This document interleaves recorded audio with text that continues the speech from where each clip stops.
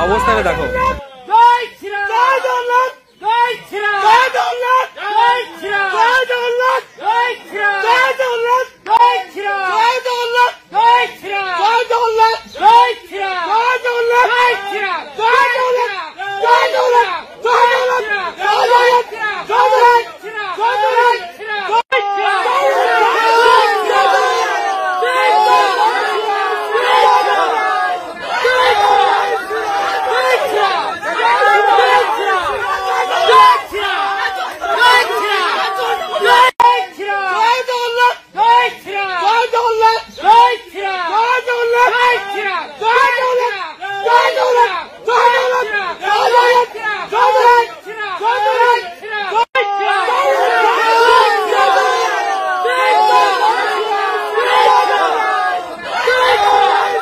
অবস্থাটা দেখো, গাড়িগুলো কোন ভাবে জলে ডুবে গেছে ভাই, নদীতে প্রচুর পরিমাণে জল বেড়ে গেছে।